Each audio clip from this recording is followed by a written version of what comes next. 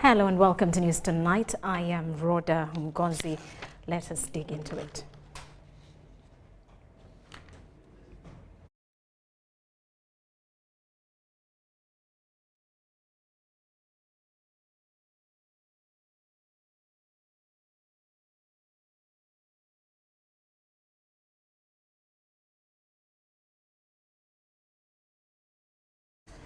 Now, the police have been encouraging traders in downtown Kampala to open their shops and abandon their sit-down strike. Officers were spotted on most of Kampala's downtown streets, promising safety and security for those who choose to resume business. Most traders in the city centre closed their shops on 31st July after a much-anticipated meeting with the president to address their grievances flopped. Traders in the Kampala city centre embarked on a sit-down strike to oppose the ongoing implementation to the electronic physical receipting and invoicing solution (EFRIS) system by the Uganda Revenue Authority and concerns of hefty taxation. This protest followed the cancellation of their scheduled meeting with President Museveni on the 31st of July 2024. The traders' leadership is urging the government to address their grievances. Failure to do their business will remain locked indefinitely. They request President Museveni to personally address their concerns. Olwokuba President bitwamusaba teyabituukiriza tusazeewo okubanga tuggalawo amaduuka gaffe paka awulirize ensonga zaffe. President nze nkusaba nga nze Kayula Mike okubuliji owino okusaba vaayo yita bannamawulire tuula ku TV y'eggwanga ne radio z'eggwanga fena tukutege tukuwulirize kabeera ali ebushenyi kabeera ali ekasese kololo bali mu kumukola naye nga tulina ebisaawo ebitwetoolodde wano osobola okumiitingira abasuubuzi nga nakivubo. The traders' protests highlight the broader challenges faced by business owners in Uganda, including regulatory pressures and the need for supportive government policies. The situation remains tense within the Kampala Central Business District, with traders determined to keep their businesses closed. Tetugenda pima ngoye nga nnyama jawe ngoyo zipima mu kilo ng'ennyama kubanga naffe betuziguza tebasobola zigulira mwate naawe tozigulangako. Tugamba nti ba investor bonna etteeka ligamba nti investor bw'anaakolanga business eya munnansi munaamuggyangako license. Bw'oba balina era ng'obalese batuyammenga eggwanga basigale mu mafactory gaabwe naye tebajja eno mu maduuka. tetwandiganye kusasula musolo naye senga omusolo ogwo gukola kye guteekeddwa okukola. However, police were seen on most of the streets downtown, calling on the traders to open their shops and businesses, promising them security.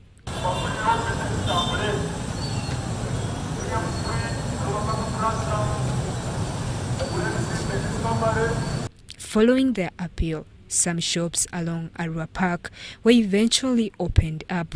However, business leaders continue to call for unity among them to achieve a common goal. Bakubiriza mwenda bannaffe okubanga mugala amaduuka gammwe musobole okubanga mu lokola omulimo gwammwe era gubenga gutuula ku principle oba ku policies ezinagutambuza kugenda mu maaso. Those who reopened their businesses shared their thoughts on the situation. We have to pay rent, we have loans, and no one is going to help us at the end of the day. As the sit-down strike continues, government and the business community are both losing in terms of revenue and earning. Justin Nakami, UBC News, downtown Kampala.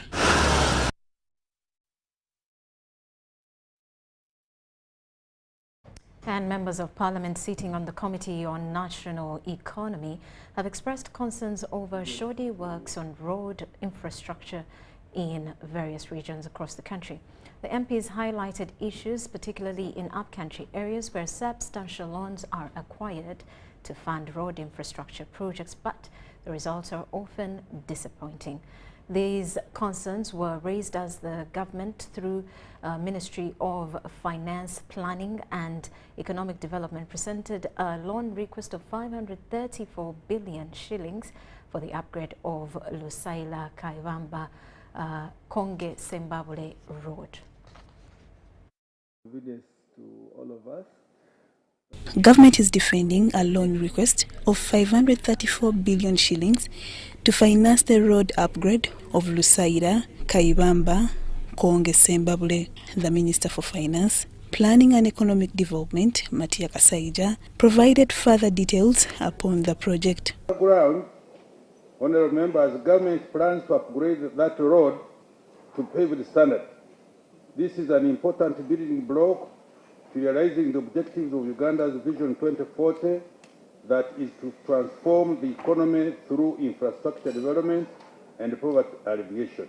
Minister Kasaija informed the members of parliament on the Committee of National Economy that the project would, among other benefits, ease transportation and facilitate the flow of oil. To facilitate efficient development and production of strategic national resources, reduce travel times and lower freight transportation costs along the national road network, and promote equal access to social and economic development across the country, and by doing so, enhance government's efforts for poverty eradication and economic development. The Minister for Works and Transport, General Katumba Wamala, appealed to the committee to recognize the importance of the project. One of the roads which will also facilitate the oil piping, the Jacob pipes laying from where we have done the oil roads, joining there and also joining up to Masaka and all through to Mutukula. So it's a very important road, not only in connecting the area, but also in facilitating the flow of the oil. While scrutinizing the loan request, the MPs cautioned both ministries about the quality of roads, alleging inefficiency as some road infrastructures in various parts of the country are substandard. High time we started changing the way you do things also. Preempt, do it preemptive, do it there. And the committee is set to present the loan request to Parliament next week for approval, with work expected to commence upon approval. Lydia Chomkama and Gloria Guitabinji, Parliament. Now, President Museveni has met the leaders of the Ghetto Saccos in Kampala metropolitan area at State House in Entebbe. The group included 100 ghetto youth leaders who are also the heads of the 12 Ghetto Saccos in Kampala, Wakiso and Mukono. The beneficiaries of the Saccos are from Rubaga, Kasangati, Kampala Central Division, Nakawa Division, Machindye East, Kawempe South, Machindye West, Kawempe North, Mukono Industrial, among others. Now, during the meeting, the president underscored the role of the ghetto people in the liberation of Uganda. The team that to go out and mobilize the ghetto youth. We have Major Imamtesa from State House. We have the people who have turned education into business. Kati bano abantu abafudde ebyenjigiriza yaffe abagifudde business eyokunoonyaamu ssente. They are the ones benefiting. Bo bali mu kufunamu nga bagaggawala. So when you say the youth, when I was a youth, those are the issues I was talking about. Kati mwe here you don't have to fight. Wano temwetaaga kulwana. Here you just need to talk. Wano muyina kwogera. To talk and to follow, that's all. It's a small job. Mwogere ate era mugoberere, ogwo gwe mulimu gwokka gwe muyina okukola. Previously, a number of people would lobby for ghetto youth from government, get resources, but those resources never reached the intended recipients. And as I speak now, we are talking about 3,280 savers in the 12 circles. And to assure you that this intervention has started to give us benefits. Criminality in Kampala, Mukono and Wakiso has gone down tremendously. Lw'endabika yaffe batulabanga abatazzeeyo oba ssente sikitegeera naye ne batukuba tekinikale tebatuwa information kukunga bannaffe kulaba nga twetaba mu programs ezo. Nensaba muzeeyi ti ngaffe abaana ba ghetto oyambe Meja Kuteesa ne General Damulira batukolereyo akabaluwa structure yaffe eyingizibwe muli mu concept omwo ey'emyoga ne PDM nga batuleetanga special group olwo ffe abakulembeze ba ghetto kitukakateko okwogera n'okugenda wansi ku ground okukunga abavubuka bannaffe. Watusuubiza nti ogenda tuwa ssente, bangi baatugamba nti oyo mukulu abalimba, era bannabyabufuzi bangi ne batugamba ako kawaani mwana tekaliiyo. Modda mu bintu ebyabo abasajja, omanyi bano abakulu babayita bujjama, nti muli mu bintu by'obujjama naye kawaani mugenda kuddaawo babasibire bwereere. Naye olw'okubanga Meja Kuteesa ne General Damulya we bajja mu ghetto baatukakasa, twasalawo ne tugamba bwe buba bujjama katugenda izulu, ne banaaba batukwata Mungu bw'anaaba ageze. Naye abantu bano ekkubo lye baakola lyali tuufu. Tusiima nnyo okutuukiriza obweyamo bwe watuwa.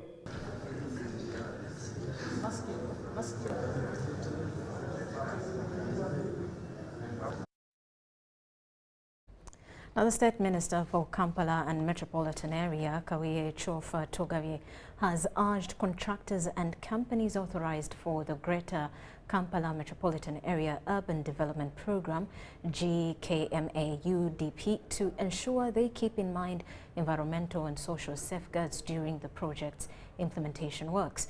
Kawiye made the remarks at the closure of a two-day training for the program stakeholders in Kampala.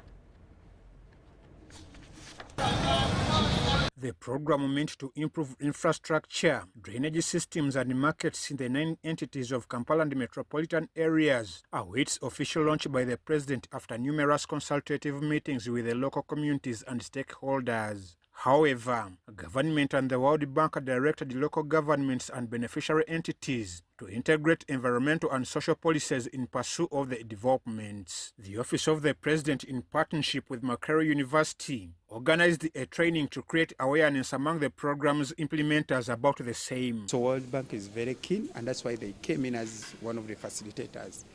PPDA is very keen because they are looking at now these aspects when they are clearing up a contract. Where are we going to construct a market? Is it in a swamp, a wetland, or upland? When you construct a market, it's now going to bring in a lot of people and a community like being clustered together. Do they have problems of environment? Yes, we may say no on the surface.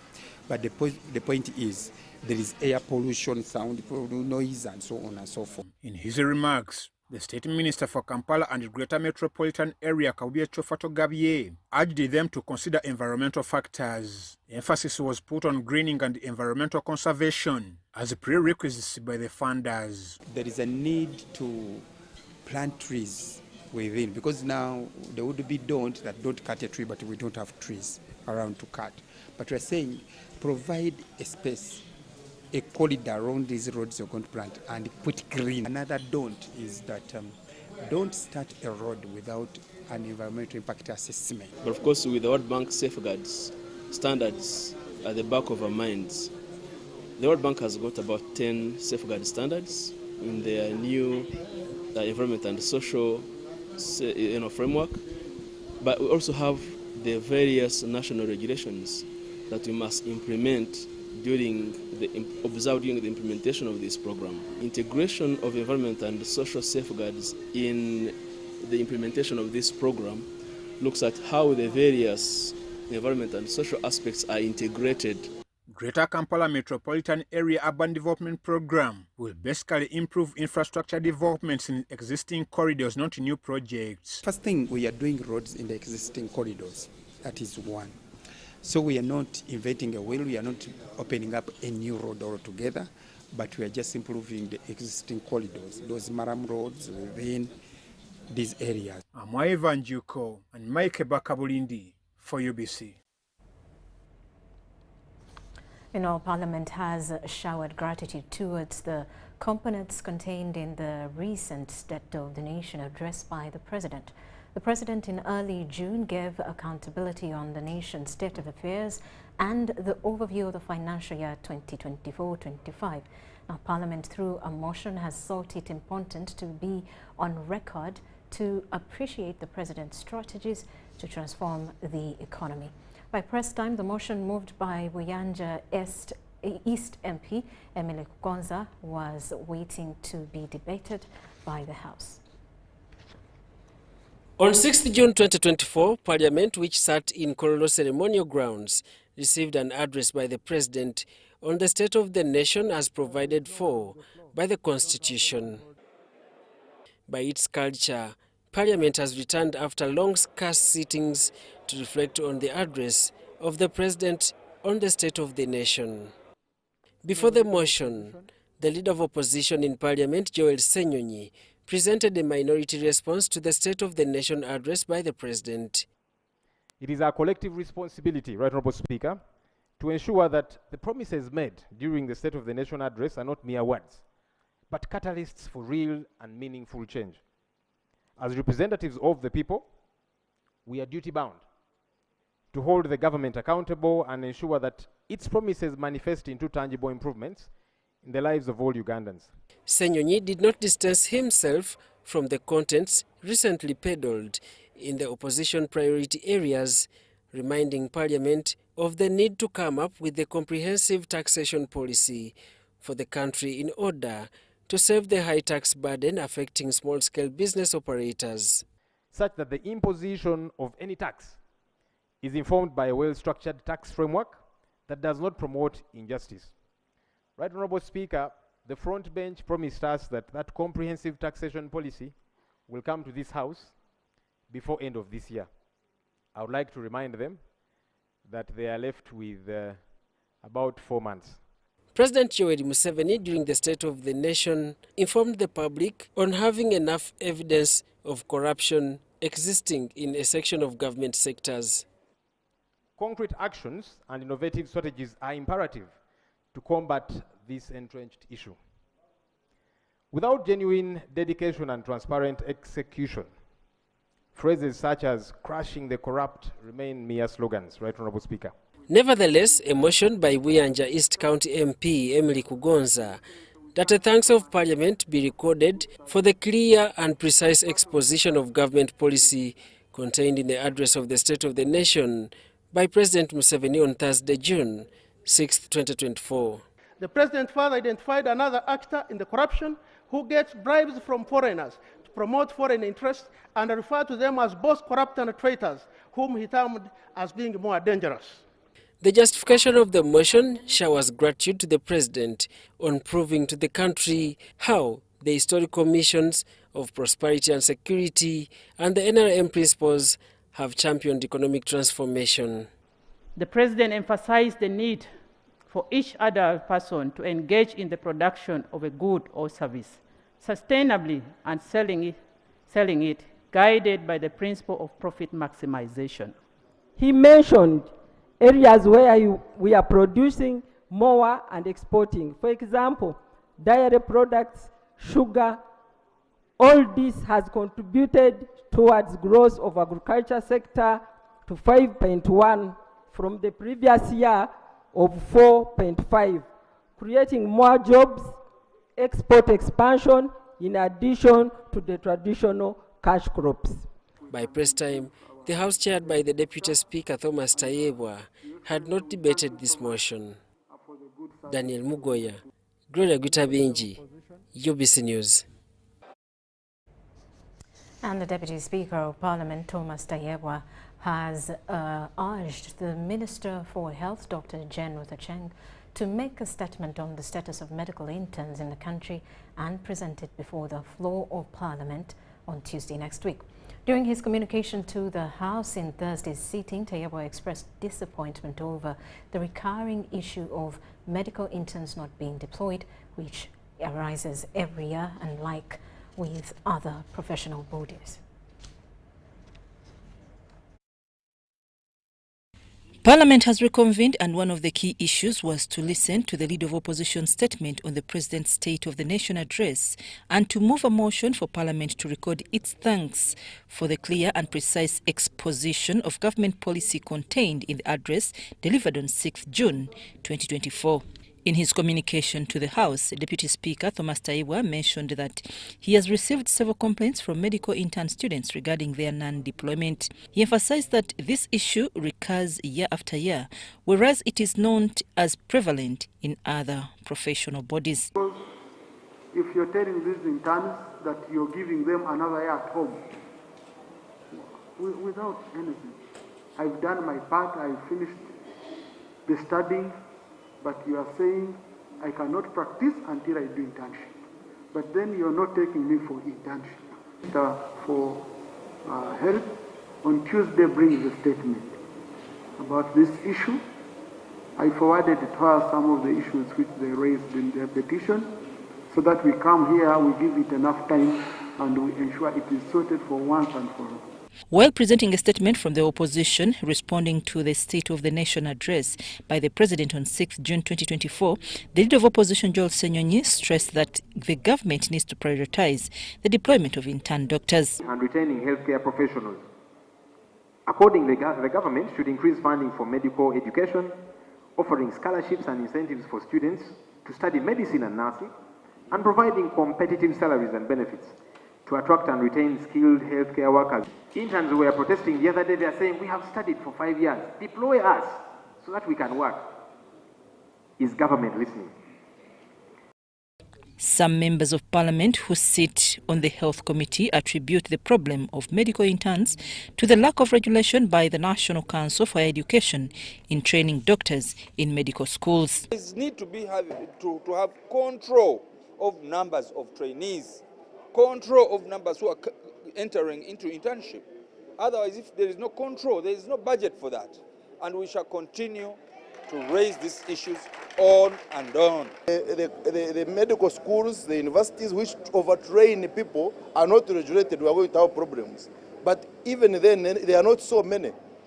We need to engage with the National Council of Higher Learning such that we introduce a fixed number of medical students that all universities should handle in a particular year. The Ministry of Health issued a list of medical interns who need to be deployed, and the committee is now tasking with ascertaining the cause of the delay in this deployment. Of Health has issued a list of about 1,260 who should get deployed. And the situation seems to have so many more interns that actually need to be deployed.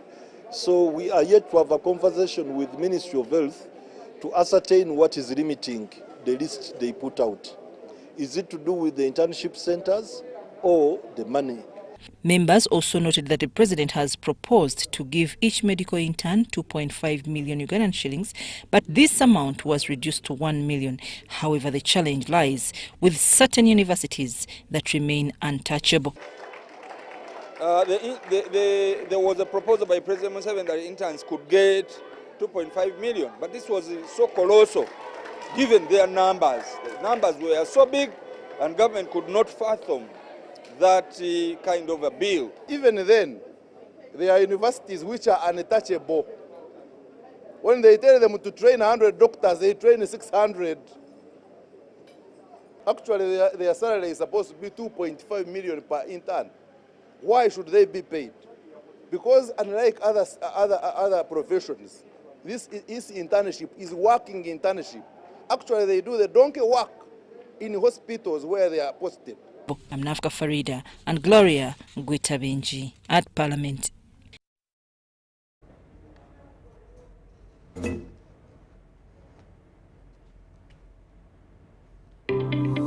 The Uganda National Oil Company, UNOC, is wholly owned by the government of Uganda and was established to safeguard and promote Uganda's commercial interests in the petroleum sector. UNOC has two subsidiaries, the Uganda Refinery Holding Company, URHC, which will hold a 40% stake in the 60,000 barrel per day refinery and manage the development of Kabalega Industrial Park, and the National Pipeline Company Limited, NPC, in charge of pipelines, storage, and downstream business ventures. This subsidiary holds 15% interest in the East African Crude Oil Pipeline, ECOP. ECOP is a 1,445-kilometer long pipeline that will transport crude oil through 10 districts in Uganda to the port of Tanga in Tanzania. UNOC is also actively engaged in crude oil exploration, development, and production activities, and its participation role includes a 15% stake in the Tilenga, Nwoya, and Bulisa and Kingfisher development projects, Chikure. UNOC also holds the exploration license for Kasuruban Block in Hoima, Bulisa, and Masindi. UNOC currently owns and manages the Ginger Storage Terminal and will build a 320 million litre capacity terminal in MPG called the Kampala Storage Terminal. At UNOC,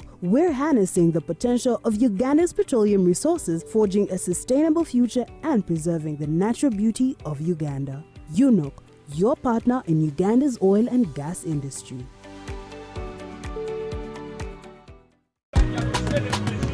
You used to tell me that I don't make you happy.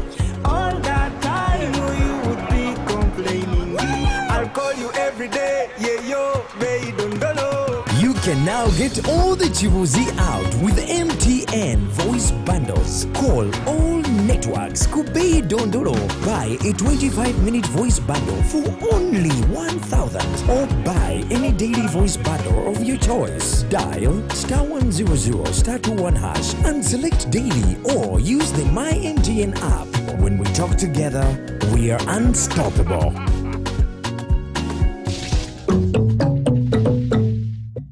Once upon a time, there lived identical twins who gave birth to beautiful princes and princesses. Their mothers gave their babies' bodies a lot of care by applying on their skin with baby Junior jelly. Though dried their chariots and everyone would admire their glowing skin. Fun fact, baby Junior prevents diaper rash, dry and sensitive skin. Moms all over Africa love baby Junior jelly. Baby Junior's the skin. No more worries anymore. Boo, boo, boo, boo, boo. Baby Junior. Baby Junior. Nyati Motion Pictures brings you the tragic story of the mighty empire of Bunyoro Kitara. Enjoy the story of Africa's mighty warrior Omkama Kabalega in Tuko Pamoja Bunyoro segment. Bunyoro would have simply created an East African community that we are looking for today. When the Bachwezi weekend that we see the emergence of all these other kingdoms that were under Bunyoro Kingdom. That's Buganda, Bunyoro, Karagwe, Rwanda, Burundi, Nkore. We are similar people. And genetically we are even the same people. Use that word pamoja. Kagadi at URDT Institute on Friday 2nd August. Hoima Resort Hotel on Saturday 3rd August. Masindi at Vija Hotel on Sunday 4th August 2024. To get a ticket, call 0778 787 660. Tuko pamoja?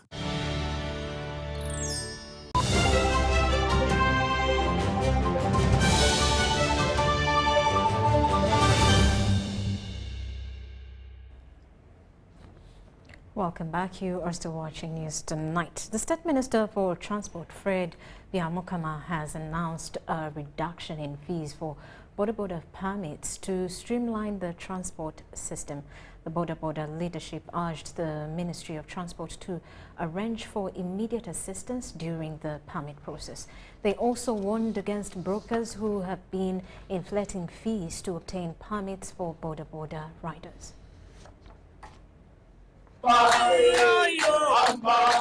The new fees are 100,000 Ugandan shillings for a 1-year permit, 130,000 Ugandan shillings for a 3-year permit, and 250,000 Ugandan shillings for 5-year permit, according to the Minister of Works and Transport. Boda leadership, led by Chairman Frank Maweje, expressed gratitude to President Museveni for the reduction in permit fees. Here to appreciate His Excellency Yoweri Kaguta Museveni to fulfill his promise. The time he promised us when we was in Kaweweta. We are very happy here as the leaders of Boda and the Boda riders down there. They are very happy of what we have achieved today. President Museveni kyatukoledde. Ate kati tumukaga kyaffe ng'aba boda ndikaweddemu kati 2026 ali kaweweevu. Tugenda kunga ababoda bonna okulaba nga tuwagira gavumenti eno ku Museveni kyatukoledde. Tuswazizza abantu abadde bagamba tibyosuubiza tebituukirira. Pamiti ogisazizza. Lyabadde ssanyu jjereere Uganda yonna kuba twafunye obubaka okuva mu nsonda zonna eza Uganda mu bavuzi ba boda nga basanyufu nnyo. Maweje highlighted that many drivers had been operating without permits, sometimes causing accidents while trying to avoid traffic police. He urged all boda riders to obtain permits to enhance their professionalism. Tubeebaza naffe President tugenda kutiiririra nga bwe twakusuubiza nti tugenda kukunga ababoda bonna bafune driving license. Ekyo twakitandiseeko. Pamiti eyo eyakendezeddwako etandise olunaku olwaleero nga 1 Ogw'omunaana. The Boda leaders requested the Ministry of Transport to provide immediate assistance to drivers during the permit application process and to establish a specific location for handling permit-related matters. The Ministry of Works kino ekintu gye kirimu vibe saawa eno etuteerewo obudirisa obw'enjawulo, etuteerewo space ey'enjawulo kuba boda taagala kumulwisa.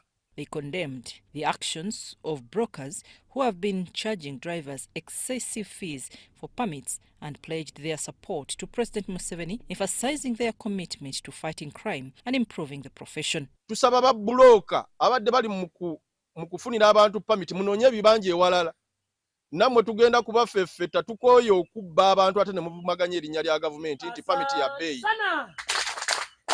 Kuba omulimu guno gulimu zi driving school nenga driving school ezimu bafuuka babuloka. We say thank you to the president and we promise that as leaders we are going to work hard to see him in the chair ever and ever. I'm Nafka Farida and Sekaja Jamil.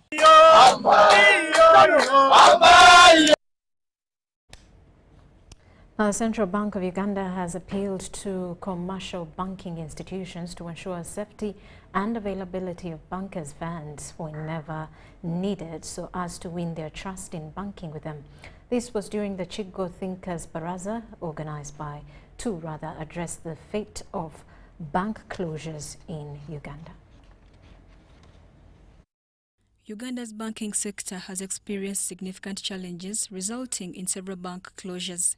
A case in point is Mercantile Credit Bank, whose Tier 2 was revoked by Bank of Uganda. The Director of Communications at the Bank of Uganda, Dr. Kenneth Egesa, explains the circumstances under which a bank is closed down. Closures are either the bank is not profitable and has not been profitable for an extended period. So that tells you that this institution is not able to run sustainably. So that can be a cause.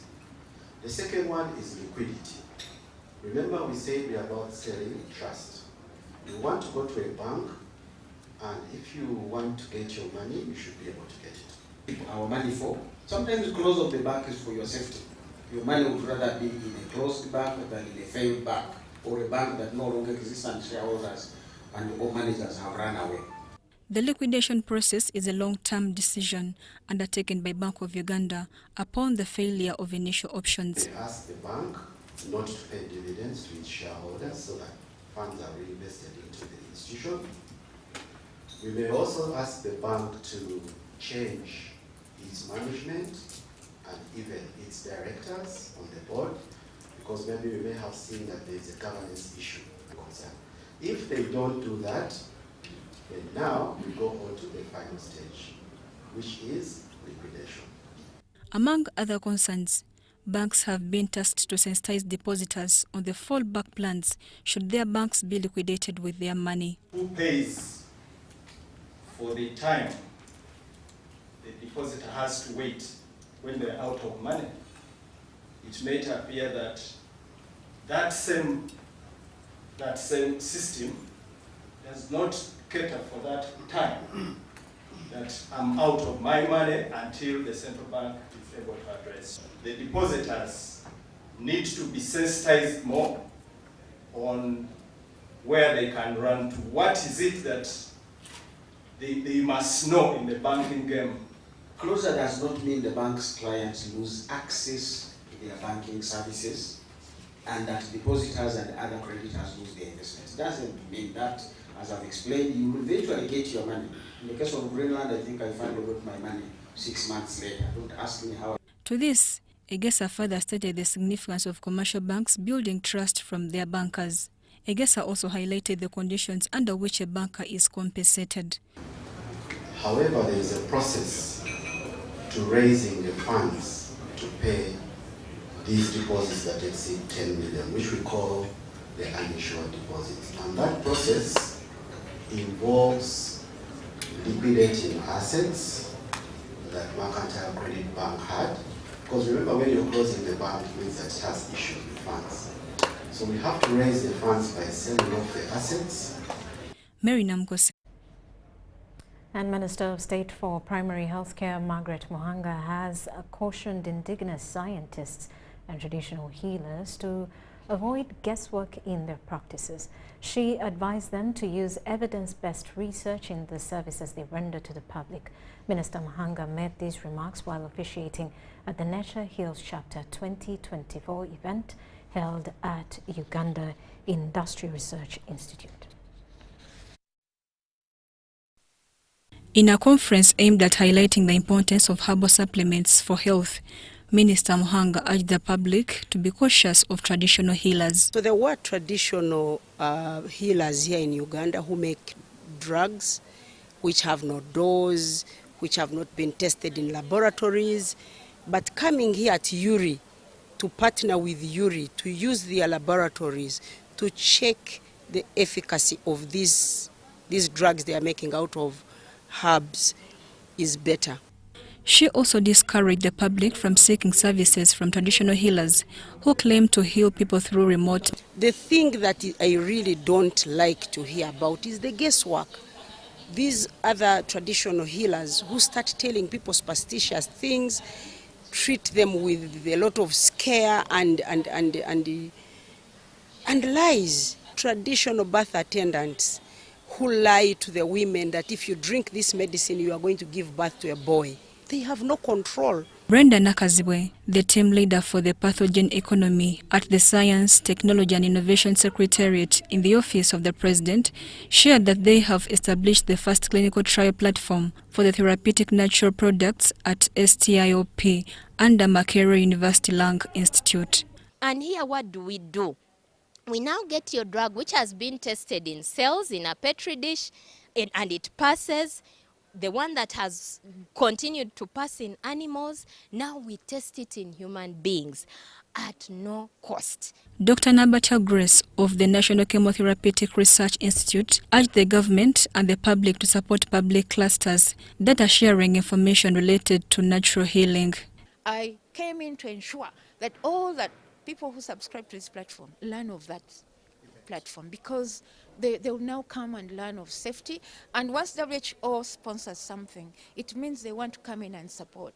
You know, yes, we've mentored people make this medicine well, but on the other side, how safe the safety issues, adverse events, you know. So it's a big issue. So for me, I just want to see that capacity is built from all angles so that we all come in and we can all appreciate. The event was organized by a charity trust called Cause Effect Initiative Limited, which operates as a voluntary faith-based organization, as explained by Dr. Lillian Lenda, the lead organizer. Causing effects is being able to fix the puzzle so that people know where to get what and how to do what. And we realized that, yes, there is that gap in health, and some people are even too poor sometimes even to go for what? to the hospitals and everything. The Natural Healers Chapter 2024 event was organized under the theme, Plants is Nutrition and Health. Mary Namkose, Kenneth Tanaba, UBC News. And Gabon's transitional president, Brice Clotaire Oligui Nguema, has today arrived in Uganda for a two-day official visit. He was received by President Yoweri Museveni, flanked by the First Lady, Janet Museveni, at State House Entebbe.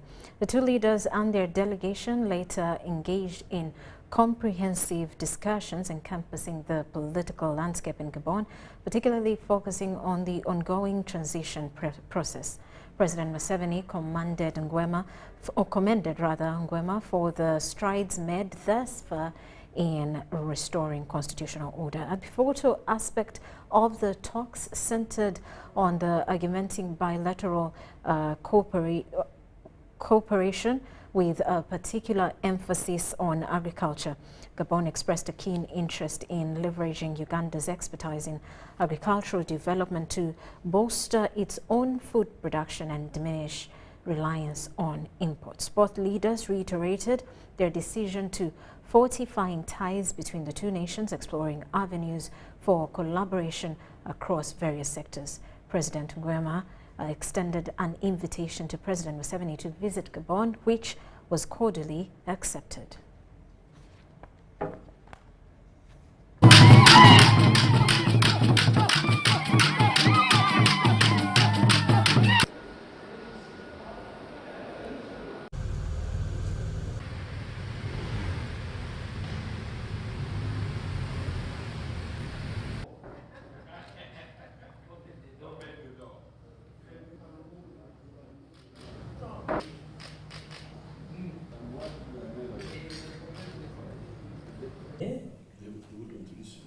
Mais ils ne peuvent pas écouter.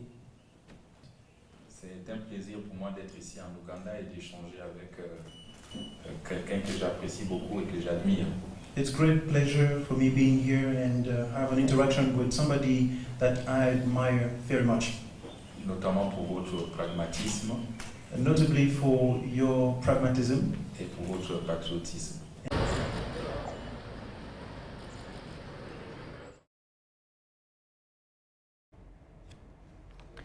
Meanwhile, the Uganda Bureau of Statistics is set to carry out its post-enumeration survey that will be done in all 135 districts and 11 cities in Uganda. This is to happen in August of this year to validate the quality of the 2024 census results in terms of coverage and content. Post-enumeration survey will be an independent exercise that will replicate the census, with samples of enumeration being carried out at community levels. Uganda Bureau of Statistics has identified individual personnel who have been trained to carry out the survey at the 15 statistical sub-regions. We shall check two things: the coverage of the census exercise itself. Two, the content. The content especially on the particulars of the members of household and their other socio-economic characteristics. Here we shall not go deep. We are not going to ask very many other questions. The other ones we are asking, it's just the household roster and their characteristics, education level, sex, and employment only. Important to note is that education institutions, religious institutions, refugee camps and all barracks are not to be enumerated. We are also going to exclude those who have spent the previous night in the hospital, because we are not going for institutions, but we shall enumerate the caretakers. If you are in a hospital and somebody is caretaking you, they shall get that one. Children that will be born after the previous night, like in that morning, will not be included. However, persons who are in the household on the previous night but died before the interview will be included. Security personnel, police, armies, security guards, and so forth, who spent the previous night on duty, again will be counted in the respective household because they are officers. Relatedly, out of the 115,846 enumerators, a total of 114,327 enumerators have so far been paid, with the remaining 1,519 not paid due to mismatch in names, loss of census equipment, among others. Where the name of the beneficiary does not correspond with the name of registered mobile number. The others is loss of census equipment, tablet, power bank with the accessories. And the third is that the name of these beneficiaries have not yet been submitted by the accounting officers of their respective local governments. A total amount of 88.7 billion Uganda shillings has so far been paid to enumerators, according to Uganda Bureau of Statistics. Marion Awori and Mike Bakabulindi for UBC. And the High Court's Criminal Division has dismissed a torture application filed by the 8 suspects in the murder case of Susan Magara. The dismissal was based on the grounds that the applicants filed the case against the wrong office, a Director of Public Prosecutions, DPP, instead of the Attorney General's office. The suspects had sought to have the case against them dismissed, alleging that they were tortured by security operatives during and after their arrest. The accused in the murder case of Susan Magara include Yusuf Lubega, Hussein Waswa, Muzamiru Sali, Hussein Katomiro, Abbas Musa Bwembo, Abeka Cheolia, Muhammad Kasalita, Ismail Bukenya, and Hajaran Nakandi. During the last court sitting, the 8 suspects filed an application asking court to dismiss the case on grounds that they were tortured by security operatives during and after arrest. The accused in the case they filed against the Director of Public Prosecutions presented a medical examination letter from the Africa Center for Treatment and Rehabilitation of Torture Victims, among other evidence. However, all the grounds presented were objected by the DPP's office, which urged that the application should have been filed against the Attorney General's office, not the DPP's office. The DPP's office also opposed the torture allegations. Judge Alex Makai, a judge, after analyzing all submissions, dismissed the application on grounds that the case was filed against a wrong party. The DPP's office. Article 120 of the Constitution of Uganda, 1995, establishes the office of the DPP. The same doesn't clothe the said office with the capacity to sue or be sued, which, if put in context of the present application, leaves the application with no respondent. Judge Alex also cautioned the accused against using court in a manner that could undermine justice by filing such applications. I'm alive to the law of statutory notice herein, which is in relation only to the office of the Attorney General. And this, in a sense, is a leading provision on who ought to be sued where anyone claims under the said law. I disagree with the interpretation and argument put forward by the applicants that Section 6.5 applies in this circumstance. Since the case was filed against a wrong party, the court didn't rule on the merits of the torture allegations. The applicants do not state or mention in their affidavits specifically who they allege did all these acts to them, if ever the same were done on them. This is in addition to the fact that the DPP cannot be sued, leaves the application open-ended and no one to make orders against. I am persuaded by the submissions of the DPP that proceedings against the DPP cannot be maintained. In the application, the applicants sue and title the respondent as Uganda, that is as a respondent. That is not a technicality, but a point of law. The court has now set 10th August 2024 for resumption of the case, where the prosecution will present its 20th witness. So 15 witnesses are waiting their turn to testify in this case. Susan Magara was kidnapped while heading home in Lungu on February 7, 2018, and her body was later found dumped along the Entebbe Express Highway in Mutungo Chitiko. Deborah Namamonde, Viola Nansubuga, UBC News.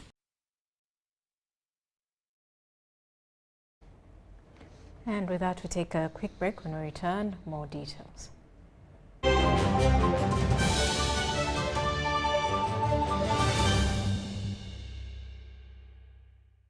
MTN! Ghetto Sacco Hajaruna Mbiru live in concert Friday nga mwenda August. Hajaruna Mbiru huyo!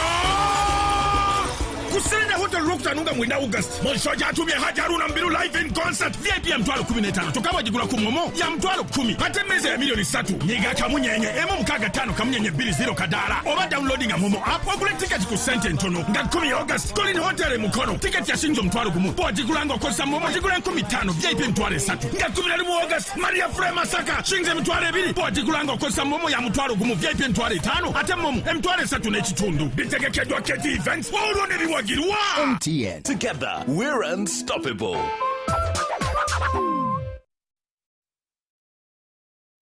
Do you need data collection services, data analysis and reporting, monitoring and evaluation systems? Then contact Mold Technologies, a professional research firm that has provided many organizations with timely research solutions for over 15 years. For more information, visit www.mt.co.ug or call us on 0704 913 399 or 0782 602 963. Visit our office in Kampala at Sayuni Complex in Tinda. Mood Technologies, your professional research firm.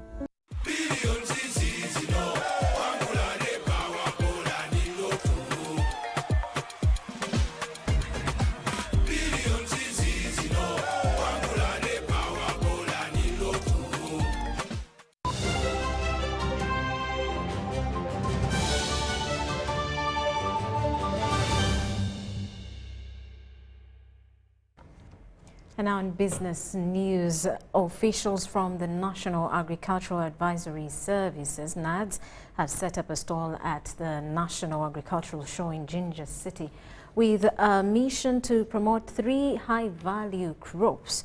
In an interview with UBC, Khadija Nakakande, the communications manager at NADS, highlighted their goal to train and encourage farmers to grow Hass avocados, macadamia and cashew nuts. The intense promotion of the growing of Hass avocados, macadamia and cashew nuts began in 2022, says Khadija Nakakande, the Public Relations Officer at the National Agricultural Advisory Services, NADS, a government agency mandated to promote agriculture. 2 years on, the agency's marketing efforts are showing positive results. We are looking at macadamia. We are also looking at the cashew nut. And I'm happy to say that majority of our people have now started adopting what we call Hass avocado. In fact, many times when we speak to the people, they say, oh, so this is the avocado that we've been hearing about. However, despite farmers embracing the commercial cultivation of high-value crops like Hass avocados, Uganda is still at the initial stages of meeting the massive international demand for these fruits compared to its current production capacity. Because we grow this mainly for export purposes. We are targeting the export market. But if you're talking export, then you must have the right volumes. You can't talk export when the volumes are not there. So where we have started from is by encouraging our farmers to plant. The planting materials for Hass avocado are quite expensive because of what it takes to propagate them. So what we have decided to do as government through NADS, we are offering seedlings to our farmers at a subsidized cost. We are saying let us co-share with our farmers, pay the 30% and then we pay the remaining 70%. So instead of a farmer paying 8,000 shillings for one seedling, a farmer is now paying 2,500 shillings only. Through training, subsidizing of the seedlings and hand-holding of farmers, NADS is optimistic of eventually increasing the production of these crops. These efforts aim to improve livelihoods and positively impact the economy as a whole. We can do farming. Farming is our thing as a country. So we are looking at crops that can fetch us some good foreign exchange. We already have our coffee that is doing very well. We have our tea that is bringing us some good money. Now we are into cocoa. You've been hearing how much cocoa is bringing in. And we are saying let us diversify. Let's not limit ourselves to those 3. Can we go into cashew nuts also? Because we also want to reduce on the import bill. Uganda has a very huge import bill. Currently, the country's focus is on agro-industrialization, marking a significant shift from the earlier food security initiatives spearheaded by the government through NADS. Dennis Igoa for UBC News in Jinja.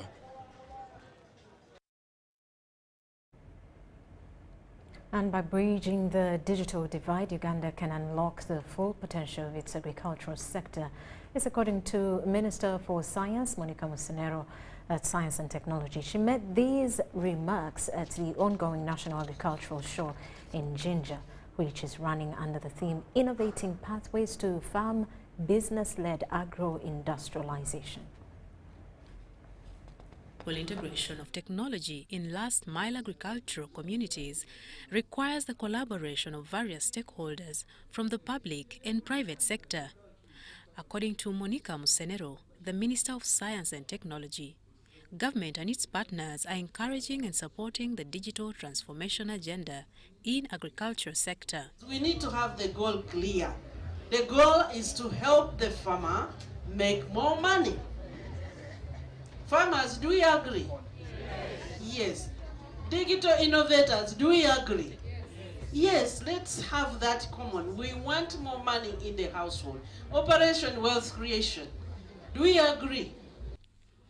This statement was made during the Jinja National Agriculture Show, whose theme, Innovating Pathways to Farm Business-Led Agro-Industrialization, aligns with the digital agenda. Is you have to have a digital identity in this world of today. I would actually make the government profile everybody if they had money. It's costly. Yeah. If you don't have a statement of works, imagine a teacher makes 300,000 and they can get a loan of 1 million. You who makes 2 million, you can't get a loan of 1 million. Why? Because you don't have a statement of production that you can show the banker. So it is very, very important to digitize your farming records and be able to access your statement of works. Smallholder farmers make up approximately 89% of Uganda's farming population and produce about 80% of the nation's total agricultural output. Despite their vast contribution to the economy and food security, they face considerable challenges, including limited access to lucrative markets, modern machinery and equipment, and digital resources. With Innovation Village, we have been mostly working on digital technologies. And one of the areas they have been working very strongly is those that are involved with agriculture. But the farmer needs to know when he's making money and when he's not. And even them, they need to know that. It needs to be obvious so that as the farmer adopts this technology, first of all, the technology adds a little bit of cost, although it makes life easier. So the farmer has to be making more money, and that's the next step. Although farmers are integrating modern technology into their farming practices, the adoption rate is slow due to several factors. Fred Mpata, Programs Manager for Digital Economy at the Innovation Village, emphasizes the importance of embracing new technologies. The benefit that we are adding to the farmer is for them to have the digital identity because they are not visible to farmers. Now with the digital identity, you're opening up a range of opportunities, you're opening up a range of services. Through embracing these new technologies, farmers across the country will be able to improve productivity and gain access to vital information such as weather forecasts, market prices, and best farming practices. Mario Nawori for UBC.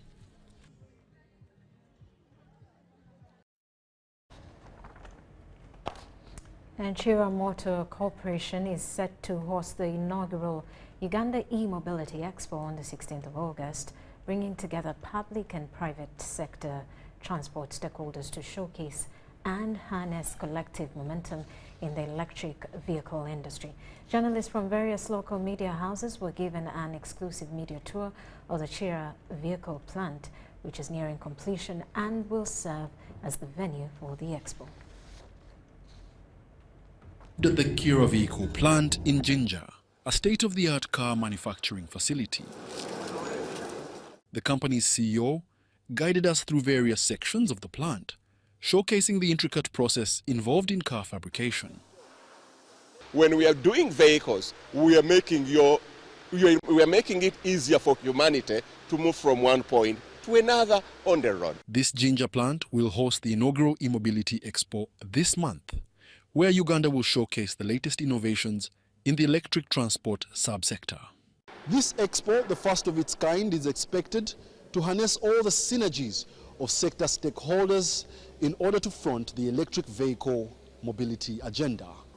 We are sure about our product.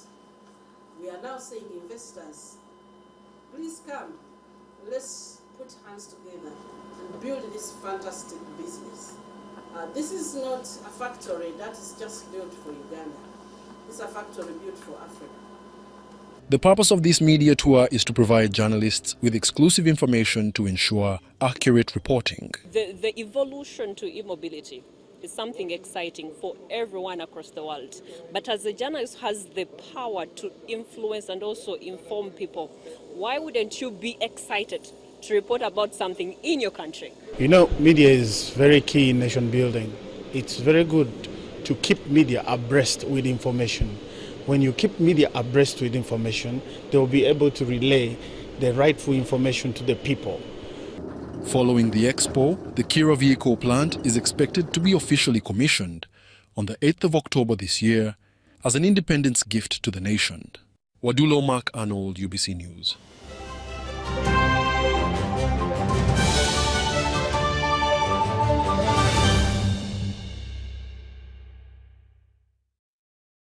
And now in sports, the Uganda Boxing Federation has announced the 2024 Boxing Convention, which will take place at Hotel Africana later this month.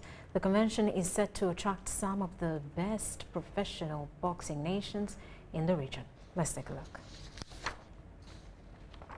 The 2024 Uganda Boxing Convention is scheduled to take place from the 18th to the 23rd of August at Hotel Africana. The Africa Boxing Commission, the body that governs professional boxing on the continent, selected Uganda as the host country given its rich boxing history. Countries such as South Africa, Zimbabwe, Tunisia and Egypt will participate in the convention. So we expect the leaders of South Africa, we expect the leaders of Zimbabwe, Zambia, Malawi, Congo, Nigeria, Kenya, Ghana, Tanzania, so many and many more. All the people we are expecting are leaders of professional boxing. Then we are also expecting promoters of professional boxing. We have not invited any iconic players for the ABU convention like it usually is. But you will see some of our own who have won ABU conventions, ABU titles before. We have so many who have won ABU titles before, so they will be with us on that day. Following the summit, the Uganda Professional Boxing Commission will host delegates at a professional bout where Ugandan ABU middleweight champion George Serunjoji will defend his title against Egypt's Boloshai Ahmed on August 23rd.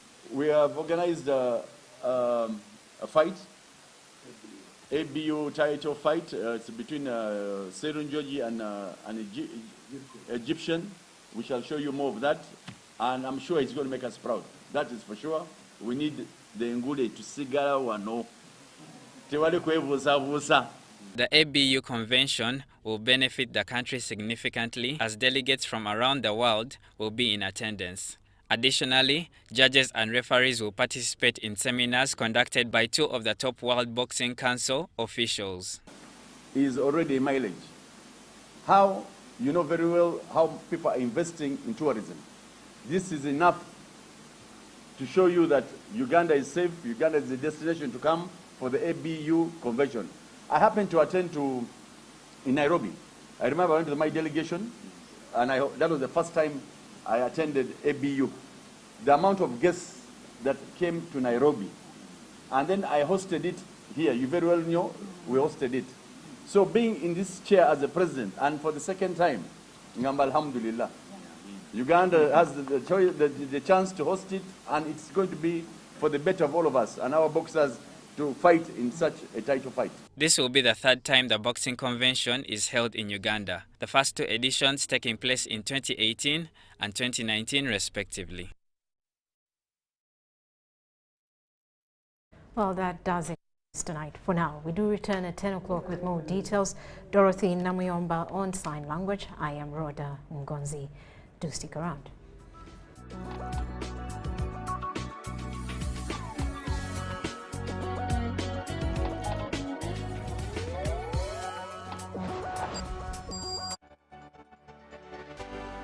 UBC